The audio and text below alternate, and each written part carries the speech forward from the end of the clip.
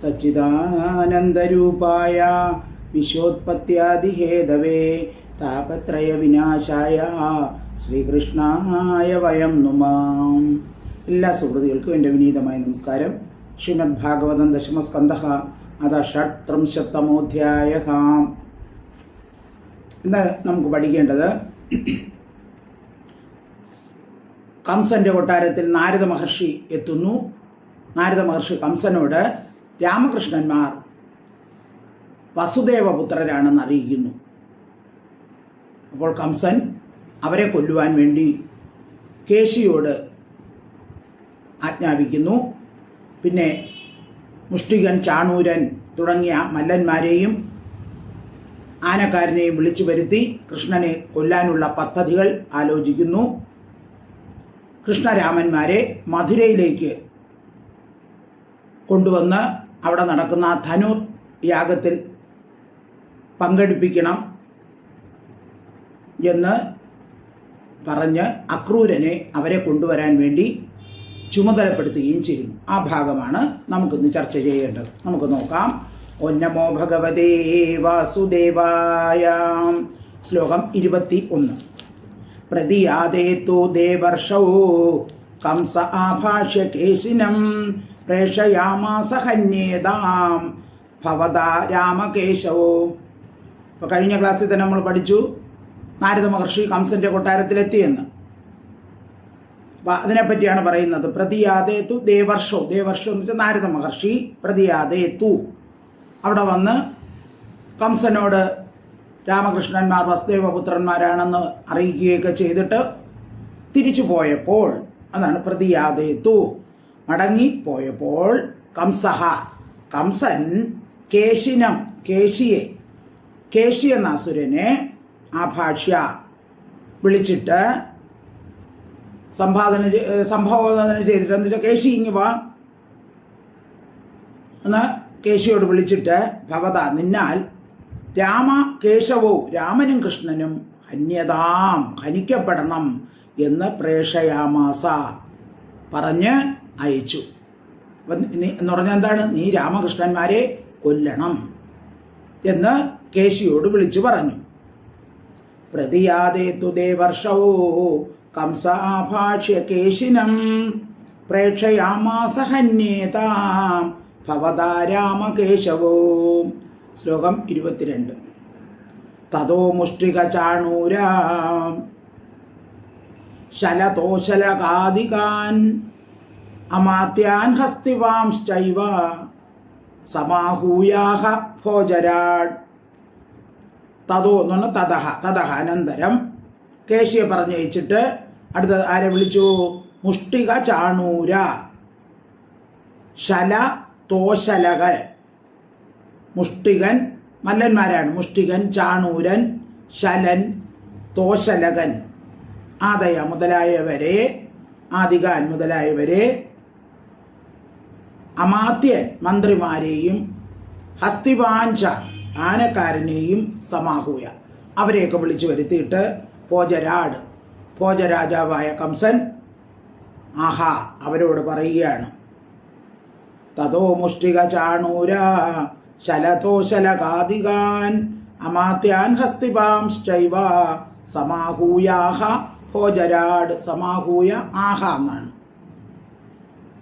ശ്ലോകം 23. ഭോ ഭോ നിശമ്യതാമേതത് വീരചാണൂരമുഷ്ടികൗ നന്ദവ്രജേ കിലാസാദേ സൂതാവാനകദുന്ദുഭേഃ രാമകൃഷ്ണൗ തതോ മഹ്യം മൃത്യു കില നിദർശിതഃ. ഭോ ഭോ, ഭോ ഭോ എന്ന് പറയുമ്പോൾ ഹേ എന്നാണ്, അല്ലയോ ഹേ വീര ചാണൂര മുഷ്ടികൗ, ഹേ വീരന്മാരായ ചാണൂര മുഷ്ടികന്മാരെ, നിശമ്യതാം ഏതത്, ഏതത് ഇത്, നിശമ്യതാം ഇത് നിങ്ങൾ കേൾക്കുക. ആനകദുന്ദുഭേഃ നന്ദവ്രജേ കില ആസദേ സുതാവ് ആനകദുന്ദുഭേ. സുതൗ ആനകദുന്ദുഭേ എന്നാണ്. സുതൗ എന്ന് പറഞ്ഞാൽ രണ്ടുപേരെന്നാണ്. ചേർത്ത് വായിക്കുമ്പോൾ സുധാവാനക ദുന്ദുഭേ എന്ന് വായിക്കണം. ദുന്ദുഭേ, ആനക ദുന്ദുഭേ. ആനക ദുന്ദുഭേ ആരാണെന്ന് നേരത്തെയൊക്കെ പറഞ്ഞിട്ടുണ്ട് അല്ലേ? വസുദേവർ ജനിച്ചപ്പോൾ ആനകങ്ങളും ദുന്ദുഭികളും ഒക്കെ ദേവന്മാർ മുഴക്കി. അതുകൊണ്ടാണ് വസുദേവർക്ക് ആനക ദുന്ദുഭി എന്ന് പേര് കിട്ടിയത്. ആനക ദുന്ദുഭേഹേ എന്ന് വെച്ചാൽ വസുദേവന്റെ സുതവും പുത്രന്മാരായ രാമകൃഷ്ണന്മാർ നന്ദബ്രജേ, നന്ദന്റെ ഗോകുലത്തിൽ ആസാദേ കില വസിക്കുന്നുണ്ടല്ലോ. തതഹ അവരിൽ നിന്ന് മഹ്യം എനിക്കായിക്കൊണ്ട് മൃത്യുഹു മരണം ദർശിതാഹ കില കാണിക്കപ്പെട്ടിരിക്കുന്നുവല്ലോ. അപ്പോൾ അവരാൽ ഞാൻ മരിക്കുമെന്ന് നേരത്തെ തന്നെ ശരി ഉണ്ടായല്ലോ. അപ്പോൾ എന്നെ കൊല്ലാനുള്ളവരാണ് ഇവർ രണ്ടുപേരും, അത് നിങ്ങൾക്കറിയാമല്ലോ എന്ന് മുഷ്ടിക ചാണൂരന്മാരോട് ആര് പറയുന്നു? കംസൻ പറയുകയാണ്. ഭോ നിശമ്യതാമേത വീരചാണൂരമുഷ്ടികൗ നന്ദവ്രജേ കിലാസാദേ സുധാവാനകദുന്ദുഭേ രാമകൃഷ്ണൗ തതോ മഹ്യം മൃത്യു കില നിദർശിതഃ. ശ്ലോകം 24. ഭവദ്ഭ്യാമിഹ സംപ്രാപ്തൗ കന്യേതാം മല്ലലീലയാ മഞ്ചാക്രിയന്താ വിവിധ മല്ലരംഗപരിശ്രിതാഃ പൗരാജ ജാനപദാ സർവേ പശ്യന്തു സ്വൈരസംയുഗം. ഭവദ്ഭ്യാം ഇഹ സംപ്രാപ്തൗ ഹന്യേതാം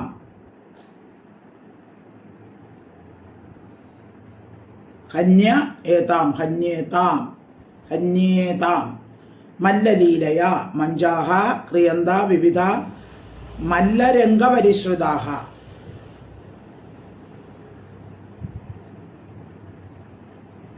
ഇഹ ഭവദ്ഭ്യാം ഇഹ ഇവിടെ സംപ്രാപ്തരായ അവർ മല്ലവീരയ എന്നുവെച്ചാൽ അവരെ രണ്ടുപേരെയും ഞാനിവിടെ വരുത്തും.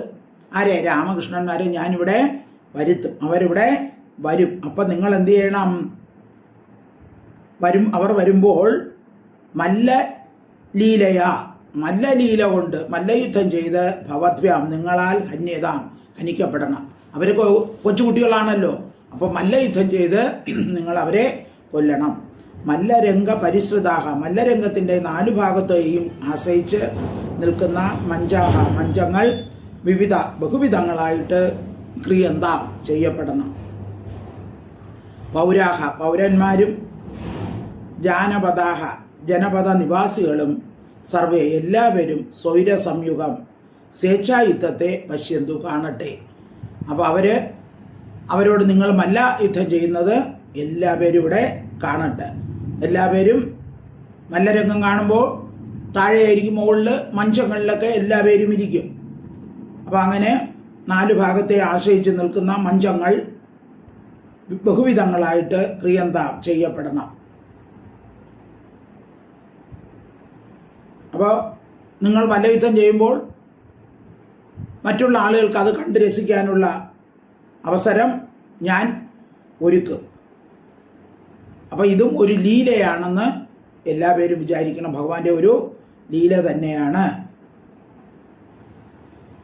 അപ്പോൾ ദുഷ്ടനായ തന്നെ ഭഗവാൻ വധിക്കുന്നത് ബഹുജനങ്ങൾക്ക് കാണാനുള്ള അവസരം കംസൻ തന്നെ നൽകുകയാണ് അല്ലേ? കംസൻ അറിഞ്ഞുകൂടല്ലോ. കംസൻ വിചാരിക്കുകയാണ് ഈ മല്ലന്മാർ അവരെ കൊല്ലും എന്നാണ് കംസൻ വിചാരിച്ചിരിക്കുന്നത്. പക്ഷേ ഇതൊരു ഭഗവാന്റെ ലീല തന്നെയാണ് കംസനെ കൊണ്ട് ഇങ്ങനെയൊക്കെ ചിന്തിപ്പിക്കുന്നത്. ഭവദ്ഭ്യാമിക സംപ്രാപ്തോ കന്യേതാം മല്ലലീലയാ മഞ്ചാക്രിയന്താ വിവിധ മല്ലരംഗപരിശ്രിതാഃ പൗരാജാനപദാ സർവേ പശ്യന്തു സ്വൈരസംയുഗം. ശ്ലോകം 25. മഹാമായ ത്വയാ ഭദ്രാ രംഗദ്വാര ഉപനീയതാം ദിപകുവലയാ പീഡോ ജഹിതേന മമാഹിതോ. മഹാമാത്ര എന്നിട്ട് മല്ലന്മാരോട് പറഞ്ഞിട്ട് അടുത്ത ആനക്കാരനെ വിളിക്കുകയാണ്. അല്ലയോ ആനക്കാര, മഹാമാത്ര, ഭദ്ര ഹേ സമർത്ഥ, ത്വയ നിന്നയാൽ കുവലയാപീഠം, കുവലയാപീഠം എന്ന ദ്വിപഹ ഗജം ആന രംഗദ്വാരി, രംഗത്തിൻ്റെ ദ്വാരത്തിൽ, അതായത് അവർ പ്രവേശിക്കുന്ന കവാടത്തിൽ ഉപനയിക്കപ്പെടണം, കൊണ്ട് നിർത്തണം. തേന അതിനെ കൊണ്ട് മമ എൻ്റെ അഹിതൗ ശത്രുക്കളെ ജഹി ഹനിച്ചാലും കൊന്നാലും. ഇപ്പോൾ കുവലയാപീഠം, കുവലയം, കുവലയാപീഠം, കുവലയം എന്ന് വെച്ചാൽ ഭൂമണ്ഡലം, ആപീഠം എന്ന് വെച്ചാൽ അലങ്കാരം, ഭൂലോകത്തിന് അലങ്കാരമായിരിക്കുന്നത്, ഇതുപോലെ മറ്റൊന്നുമില്ല. അങ്ങനെ ഉള്ള ഒരു ഗജശ്രേഷ്ഠനാണ് കുവലയാപീഠം. ഇതുപോലത്തെ അന്യഗജമില്ലാത്തതുകൊണ്ട് അതിനെ ഈ ഭൂമണ്ഡലത്തിൽ അലങ്കാരമായിരിക്കുന്ന ആ ഗജശ്രേഷ്ഠനെ, കുവലയാപീഠത്തിനെ നീ കൊണ്ടുവന്ന് അവർ കയറി വരുന്ന ആ കവാടത്തിൽ, പ്രവേശന കവാടത്തിൽ നിർത്തണം. മഹാമാത്രത്വയാ ഭദ്ര രംഗദ്വാരി ഉപനീയതാം ദിവക്കുവലയാപീഠോ ജഹിതേന മമാഹിതോ. ശ്ലോകം 26. ആരഭ്യതാം ധനുർയാഗ ചതുർദശ്യാം യഥാവിധി വിശന്തു പശൂന്മേധ്യാൻ ഭൂതരാജായ മീഡുഷേ. ആരഭ്യതാം ധനുർയാഗ ചതുർദശ്യ, ചതുർദശിയിൽ യഥാവിധി വിധിപ്രകാരം ധനുർയാഗം, ധനുർയാഗം ആരഭ്യതാം ആരംഭിക്കണം. അപ്പോൾ ഇവരെ രാമകൃഷ്ണന്മാരെ മധുരാപുരിയിലേക്ക് കൊണ്ടുവന്നിട്ട് 14ാമത്തെ ചതുർദശി ദിവസം ഒരു ധനുർയാഗം ഇവിടെ നടത്തും. ശിവതന്ത്രോക്തമായ ഒരു ധനുർയാഗം നടത്തും. ആ മഹോത്സവത്തിൽ പങ്കെടുക്കാൻ മധുരാപട്ടണത്തിലുള്ള ക്ഷേത്രത്തിൽ ആരംഭിക്കുന്ന രുദ്രനെ പ്രീതിപ്പെടുത്താനായി ആണിത് ചെയ്യുന്നത്. അപ്പോൾ ഭൂതഗണങ്ങളുടെ അകമ്പടിക്കാരോടുകൂടിയ പരമേശ്വരനും ഭൂതഗണങ്ങളും സന്തോഷിച്ച് അഭീഷ്ടത്തെ പ്രദാനം ചെയ്യുമെന്നാണ് പറയുന്നത്. അപ്പോൾ അതിനെന്ത് വേണം? പശുക്കളെ ഹിംസിക്കുകയും വേണം. അപ്പോൾ തൻ്റെ ശത്രു ആരാണ്? മഹാവിഷ്ണുവിൻ്റെ അവതാരമാണെന്ന് നാരദ മഹർഷി അറിഞ്ഞു കംസൻ. അപ്പോൾ വിഷ്ണുവിനെ ജയിക്കണമെങ്കിൽ എന്ത് ചെയ്യണം? ശിവനെ തന്നെ പിടിക്കണം. വിഷ്ണുവിനെതിരായ ഒരു പ്രബല ശക്തിയെ തന്നെ പിടിക്കണം. അതിനാരാണ്? രുദ്രനാണ്. അപ്പം ശിവൻ്റെ ഒരു യാഗമാണ് ഇവിടെ നടത്തുന്നത്, ശിവനെ സന്തോഷിപ്പിക്കാൻ വേണ്ടി. അതാണ് ഇവിടെ പറയുന്നത്. ചതുർദശ്യാം യഥാവിധി, ചതുർദശിയിൽ വിധിപ്രകാരം ധനുർയാഗം നടത്തണം. ആരഭ്യത മീഡുഷേ, അഭീഷ്ടത്തെ വരദാനം ചെയ്യുന്ന ഭൂതരാജായ, ഭൂതാധിപതി അതായത് ശിവനായിക്കൊണ്ട് മേധ്യാൻ പരിശുദ്ധങ്ങളായ പശുക്കളെ വിശന്തു ഹനിക്കണം. അപ്പം ശിവപ്രീതിക്കായി പശുക്കളെ കൊല്ലണം, നമുക്കൊരു യാഗം നടത്തണം. ആരഭ്യതാം ധനുർയാഗ ചതുർദശ്യാം യഥാവിധി വിശന്തു പശൂൻ മേധ്യാൻ ഭൂതരാജായ മീഡുഷേ. ശ്ലോകം 27. ഇത്യാജ്ഞാപ്യ അർത്ഥതന്ത്രജ്ഞ ആഹൂയായതു പുങ്കവം ഗൃഹീത്വാ പാണിനാ പാണിം തതോ അക്രൂരം ഉവാചഃ. ഇത്യ ആജ്ഞ അപ്യ അർത്ഥതന്ത്രജ്ഞ ഇതി ആജ്ഞാപ്യ അർത്ഥതന്ത്രജ്ഞ. ഇതി ഇപ്രകാരം ആജ്ഞാപ്യ കൽപ്പിച്ചിട്ട്, കംസൻ അവരോട് കൽപ്പിച്ചിട്ട്, അർത്ഥതന്ത്രജ്ഞ കാര്യം സാധിക്കേണ്ട വഴി അറിയുന്ന കംസൻ യദുപുങ്കവം യദുശ്രേഷ്ഠനായ അക്രൂരം അക്രൂരനെ ആഹൂയ വിളിച്ചിട്ട് പാണിന കൈകൊണ്ട് പാണി കൈയിനെ ഗ്രഹിച്ചിട്ട് അക്രൂരൻ്റെ കൈയൊക്കെ പിടിച്ചിട്ട് തതഹ പിന്നെ ഹ സന്തോഷത്തോടുകൂടി വാച പറഞ്ഞു. അക്രൂരനെ വിളിച്ചു വരുത്തി അവനെ കൈയൊക്കെ പിടിച്ച് ഷേക്കൻ്റെയൊക്കെ കൊടുത്ത് അവനോട് ഇങ്ങനെ പറയുകയാണ്. ഇത്യാജ്ഞാപ്യ അർത്ഥതന്ത്രജ്ഞ ആഹൂയായത് പുങ്കവം ഗൃഹീത്വാ പാണിനാ പാണിം തതോ ക്രൂരം ഉവാചഃ. ശ്ലോകം 28. ഭോ ഭോ ദാനപദേ മഹ്യം ക്രിയതാ മൈത്രമാതൃതഃ നാന്യസ്ത്വോ ഹിതതമോ വിദ്യതേ ഭോജവൃഷ്ണിഷു. ഭോ ഭോ ദാനപദേ, ഹേ ദാനം ചെയ്യുന്നവരിൽ വെച്ച് ശ്രേഷ്ഠ, മഹ്യം എനിക്കായിക്കൊണ്ട് മൈത്രം മിത്രകൃത്യം ക്രിയതാം ചെയ്യണം. നീ എനിക്കായിക്കൊണ്ട് മിത്രന്, അതായത് ആ കൂട്ടുകാരനൊരു സഹായം ചെയ്യണം. ഭോജവൃഷ്ണിച്ചു, ഭോജവൃഷ്ണികളിൽ തൊത്ത നിന്നിൽ നിന്ന് അന്യക ഇതരൻ ആദൃത ആദരവുള്ളവനും ഹിതതമഹ അത്യന്തം ഹിതചിന്തകനും ന വിദ്യതേ കാണപ്പെടുന്നില്ല. അപ്പം നീ നല്ലവനാണ്, അക്രൂരൻ പലർക്കും പലവിധ ദാനങ്ങൾ ചെയ്യുന്ന മഹാന്മാരിൽ വെച്ച് ശ്രേഷ്ഠനാണ്. അപ്പം നീ എനിക്കൊരു ഉപകാരം ചെയ്യണം. ഭോജന്മാരിലും വൃഷ്ണികളിലും വച്ച് നിന്നെ പോലെ എൻ്റെ ഹിതത്തെ ആലോചിക്കുന്നവനും എൻ്റെ നേർക്ക് ആദരവുള്ളവനുമായിട്ട് മറ്റാരും ഇവിടെയില്ല. അതുകൊണ്ട് നീ എനിക്ക് ഒരു ഉപകാരം ചെയ്യണം എന്ന് അക്രൂരനോട് പറയുകയാണ്. ഭോ ഭോ ദാനപദേ മഹ്യം ക്രിയതാമൈത്രമാതൃത നാന്യസ്ത്വത്തോ ഹിതതമോ വിദ്യതേ ഭോജവൃഷ്ണിഷു. ശ്ലോകം 29. അധസ്ത്വാമാശ്രിത സൗമ്യ കാര്യഗൗരവ സാധനം യഥേന്ദ്രോ വിഷ്ണുമാശ്രിത്യ സ്വാർത്ഥമത്യഗമത് വിഭോ.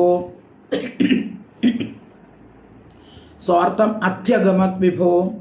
തതഃ ത്വാം ആശ്രിതഃ സൗമ്യ കാര്യഗൗരവസാധനം യഥാ ഇന്ദ്രഃ വിഷ്ണുമാശ്രിത്യ സ്വാർത്ഥം അത്യഗമത് വിഭോ. അതഃ അതുകൊണ്ട് സൗമ്യ, ശാന്ത സ്വഭാവമുള്ളവനെ, കാര്യഗൗരവ സാധനം, കാര്യഗൗരവത്തിൻ്റെ സാധനമായിട്ട്, ഇപ്പോൾ കാര്യത്തിൻ്റെ ഗൗരവം നീ മനസ്സിലാക്കി, ത്വാം നിന്നെ ആശ്രിതനായി ഭവിച്ചിരിക്കുന്നു. ഇപ്പോൾ ഗൗരവമുള്ള കാര്യം സാധിക്കാൻ വേണ്ടി ഞാൻ നിന്നെ ആശ്രയിച്ചിരിക്കുകയാണ്. അപ്പം നീ സർവസമർത്ഥനാണ്, എല്ലാ കാര്യവും സാധിപ്പിക്കാൻ സമർത്ഥനാണല്ലോ. അതുകൊണ്ടാണ് നിന്നെ തന്നെ ഞാൻ ആശ്രയിച്ചിരിക്കുന്നത്. വിഭുഹു സമർത്ഥനായ ഇന്ദ്രൻ വിഷ്ണുവിനെ ആശ്രയിച്ചിട്ട്. അപ്പം മഹാപരാക്രമിയും സമർത്ഥനുമായ ഇന്ദ്രൻ എല്ലാ കാര്യത്തിനും ആരെ ആശ്രയിക്കും? വിഷ്ണുവിനെ ആശ്രയിച്ച് കാര്യം സാധിക്കുമല്ലോ. യഥാ ഏതുവിധം ആശ്രയിച്ച് സ്വാർത്ഥക സ്വകാര്യത്തെ അത്യഗമത് പ്രാപിച്ചുവോ. അപ്പം ഇന്ദ്രൻ ഏതുവിധം വിഷ്ണുവിനെ സമീപിച്ച് ഇന്ദ്രൻ്റെ കാര്യങ്ങളെല്ലാം സാധിക്കുമോ, അതുപോലെ അതിവിടെ വാമനൻ്റെ രൂപത്തിൽ വിഷ്ണു അവതരിച്ചല്ലോ. എന്നിട്ട് ഇന്ദ്രൻ്റെ കാര്യസാധ്യത്തിന് വേണ്ടിയാണല്ലോ വാമനാവതാരം. ആ ബലിയുടെ ദർപ്പമൊക്കെ അവസാനിപ്പിച്ച് ബലിയിൽ നിന്ന് ആ സ്വർഗമൊക്കെ തിരിച്ചെടുത്ത് ഇന്ദ്രന് കൊടുത്തല്ലോ. അപ്പം അങ്ങനെ അതിനെപ്പറ്റിയാണ് പറയുന്നത്. ഇന്ദ്രൻ്റെ അനുജനാണപ്പോൾ വാമനരൂപിയായ വിഷ്ണു. അപ്പം ആ വിഷ്ണുവിനെ ആശ്രയിച്ചിരിക്കുന്ന പോലെ സമർത്ഥനും ഭോജാധിപതിയുമായ ഞാൻ നിന്നെ ഇതാ ആശ്രയിക്കുകയാണ്. അപ്പം അതുകൊണ്ട് നീ ഞാൻ പറയുന്ന കാര്യം ചെയ്യണം. അധസ്ത്വാമാശ്രിത സൗമ്യ കാര്യഗൗരവസാധനം യഥേന്ദ്രോ വിഷ്ണുമാശ്രിത്യ സ്വാർത്ഥമത്യഗമത് വിഭോ. ശ്ലോകം 30. ഗച്ഛ നന്ദവ്രജം തത്ര സൂതാവാനകദുന്ദുഭേഃ ആസാദേ താവിഹ അനേന രഥേനാനയ മാചിരം. ഗച്ഛ നന്ദവ്രജം തത്ര, നന്ദവ്രജം നന്ദൻ്റെ ആ ഗോകുലത്തെ ഗച്ഛ നീ പ്രാപിച്ചാലും പോയാലും. തത്ര അവിടെ ആരുണ്ട്? ആനകദുന്ദുഭേഃ വസുദേവന്റെ സുതൗ രണ്ട് മക്കൾ. അപ്പം ഇവിടെ സുതാവ് ആനകദുന്ദുഭേഃ നേരത്തെ വന്നു. ഇത് സുതൗ പ്ലസ് ആനകദുന്ദുഭേഃ, അതാണ് സുതാവ് ആനകദുന്ദുഭേഃ. ആനകദുന്ദുഭേഃ സുതൗ വസുദേവന്റെ രണ്ട് മക്കൾ. ആസാദേ അവിടെ വസിക്കുകയാണ്. ആസാദേ താവ് ഇഹ അനേന, താവ് എന്നുള്ള തൗ ഇഹ അനേന, തൗ അവരെ ഇഹ ഇവിടെ അനേന രഥേന തേരിൽ കൂടി ആനയിച്ചാലും. അപ്പം നീ തേര് കൊണ്ടുപോയി അവരെ രണ്ടുപേരെയും ഇവിടെ കൂട്ടിക്കൊണ്ടു വന്നാലും മാചിര താമസിക്കരുത്, പെട്ടെന്ന് തന്നെ അവരെവിടെ കൂട്ടിക്കൊണ്ടുവരണം. ഗച്ഛനന്ദവ്രജം തത്ര സുതാവാനകദുന്ദുഭേഃ ആസാദേ താവിഹാനേന രഥേന ആനയ മാചിരം. ശ്ലോകം 31. നിസൃഷ്ട കില മേ മൃത്യുർ ദേവൈർവൈകുണ്ഠ സംശ്രയൈഃ താവാനയ സമം ഗോപൈർ നന്ദാദൈ സാഭ്യുപായനൈഃ. നിസൃഷ്ട കില മേ മൃത്യുഃ ദേവൈഃ വൈകുണ്ഠ സംശ്രയൈഃ. വൈകുണ്ഠ സംശ്രയൈഃ, വൈകുണ്ഠനാകുന്ന ആശ്രയത്തോടുകൂടിയ ദേവൈഃ, ദേവന്മാരാൽ മേ എൻ്റെ മൃത്യുഹു അന്തകൻ നിസൃഷ്ടഹാക്കില അയക്കപ്പെട്ടിരിക്കുന്നുവല്ലോ. അപ്പോൾ വിഷ്ണു എൻ്റെ അന്തകനെ അയക്കപ്പെട്ടിരിക്കുന്നുവല്ലോ, അതായത് അശരീരി എന്ന് കേട്ടല്ലോ. ദേവകിയുടെ 8ാമത്തെ പുത്രൻ നിന്നെ കൊല്ലുമെന്ന്. സാഭ്യ ഉപായനായി ഏതെങ്കിലും ഉപായങ്ങളോടുകൂടി നന്ദൻ മുതലായ ഗോപൈഹി സമം ഗോപന്മാരോടുകൂടി തൗ അവരെ ആനയാ കൂട്ടിക്കൊണ്ടുവന്നാലും. അപ്പം നീ പോയി അവരോട് പറയണം, ഇവിടെ ധനുർയാഗം നടക്കുകയാണ് എന്ന് പറഞ്ഞ് ഏതെങ്കിലും ഉപായമൊക്കെ പറഞ്ഞ് അതിനുള്ള ഉപായം ഞാൻ പറഞ്ഞു തന്നെ തരാം. ഇപ്പം ഞാൻ ഇവിടെ ഒരു ധനുർയാഗം ആരംഭിക്കുകയാണ്, അതിന് പാൽ, തൈർ മുതലായ സാധനങ്ങളൊക്കെ വേണം. അപ്പം അതോടുകൂടി അതുമെല്ലാം കൊണ്ട് നിങ്ങൾ യാഗം കാണാൻ ഇവിടെ വരണം എന്ന് നന്ദഗോപരോടും മറ്റു ഗോപന്മാരോടും പറയുക. രാമന്മാരെ നീ കൂട്ടിക്കൊണ്ടുവരികയും വേണം. ഇതാണ് അക്രൂരനോട് കംസൻ പറയുന്നത്. നിസൃഷ്ടകില മേ മൃത്യുർ ദേവൈർവൈകുണ്ഠ സംശ്രയൈഃ ആനയ സമം ഗോപൈർ നന്ദാദൈ സാഭ്യുപായനൈഃ. ശ്ലോകം 32. ഖാദയിഷ്യ ഇഹാനീതൗ കാലകൽപ്പേന ഹസ്തിന യതി മുക്തൗ തതോ മല്ലൈർ ഖാദദേ വൈദുതോപമൈഃ. ഖാദയിഷ്യ ഈഹ ആനീതൗ.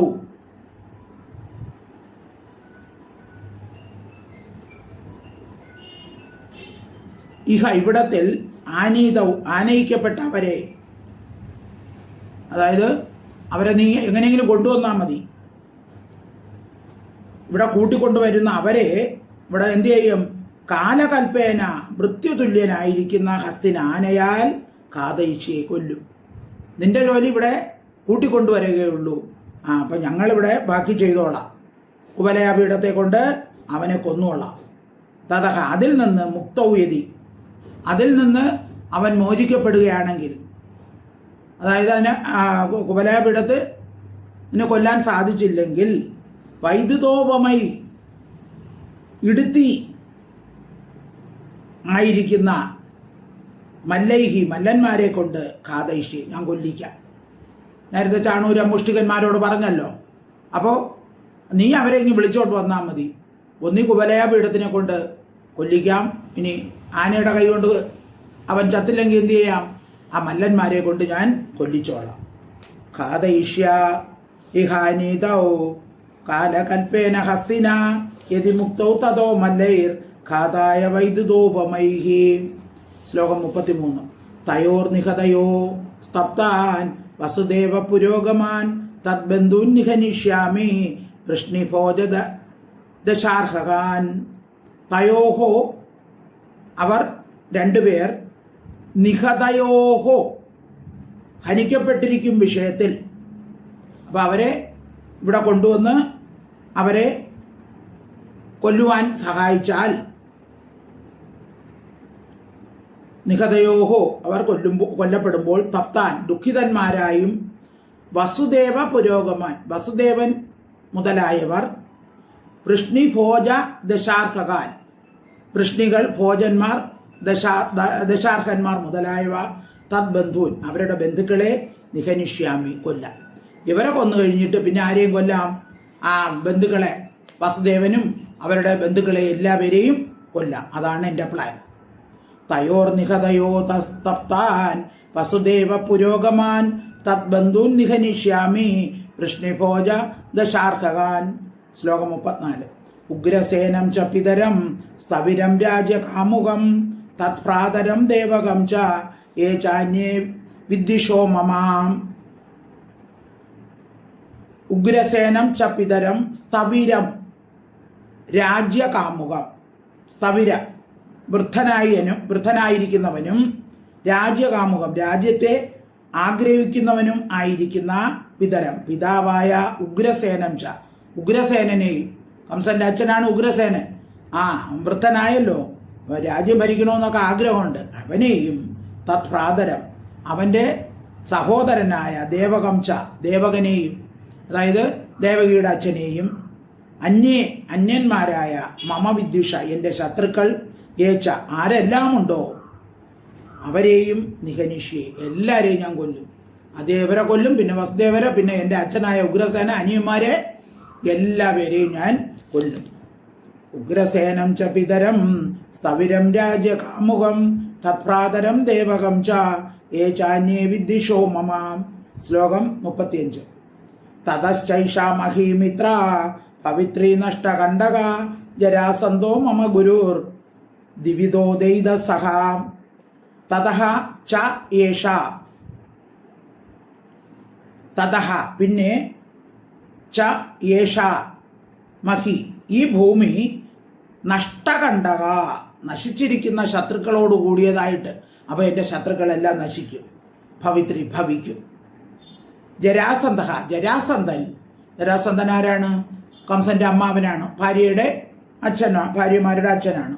മമ എൻ്റെ ഗുരുവാണ്. ജരാസന്ധ എൻ്റെ ഗുരുവാണ്. ദിവിദൻ ദൈത ഏറ്റവും പ്രിയമുള്ള സഹ ഇഷ്ടനുമാകുന്നു. അപ്പോൾ ജരാസന്ധൻ ഭാര്യയുടെ അച്ഛനാണല്ലോ, അതുകൊണ്ട് ഗുരുവാണ്, പൂജ്യനാണ്. ഇനി ദിവിദൻ എന്ന വാനരൻ നമ്മുടെ പ്രിയപ്പെട്ട ഇഷ്ടനുമാണ്. തതശ്ചൈഷാ മഹീമിത്ര പവിത്രീ നഷ്ടകണ്ഠക ജരാസന്ധോ മമ ഗുരുർ ദിവിദോ ദൈത സഹ. ശ്ലോകം 36. ശംബരോ നരകോ ബാണോ മയ്യേവ കൃത സൗഹൃദാഹ തൈരഹം സുരപക്ഷീയാൻ ഹത്വാ ഭോക്ഷേ മഹീം നൃപാൻ. ശംബരനും നരകനും ബാണഹ ബാണനും മയി ഏവ എന്നിൽ കൃത സൗഹൃദാഹ സൗഹൃദത്തോട് എൻ്റെ സുഹൃത്തുക്കരാണ്, സൗഹൃദത്തോട് കൂടിയവരാണ്.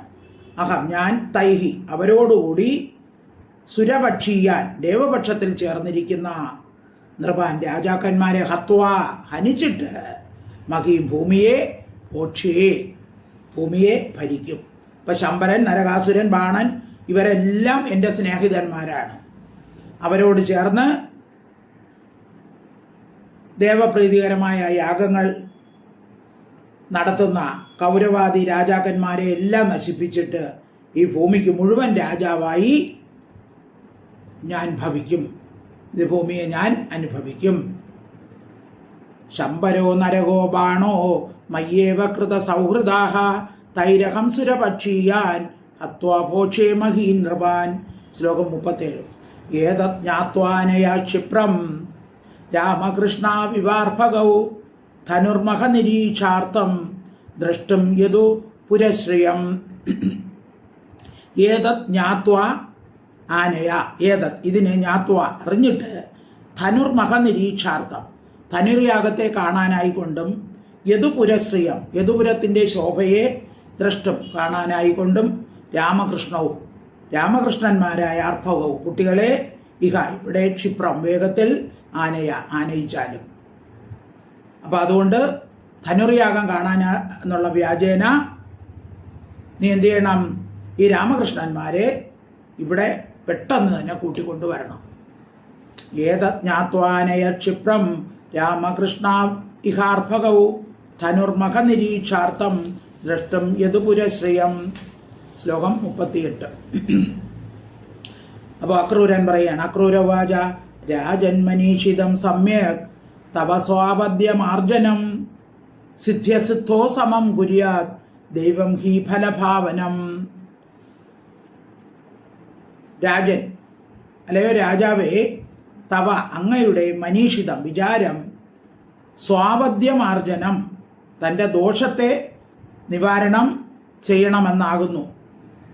അങ്ങയുടെ മരണത്തെ തടുക്കണം എന്നുള്ള വിചാരമാണ് അങ്ങയ്ക്കുള്ളത്. അത് നല്ലത് തന്നെ. സമ്യക്ക് നല്ലത് തന്നെ. സിദ്ധ്യസിദ്ധ്യോ സിദ്ധിയിലും അസിദ്ധിയിലും സമമാകും വണ്ണം കുര്യാ ചെയ്യണം. അപ്പോൾ ഫലത്തിൻ്റെ സിദ്ധിയിലും അസിദ്ധിയിലും മനുഷ്യർ മനസ്സിനെ ഒരേ രീതിയിൽ നിർത്തണം.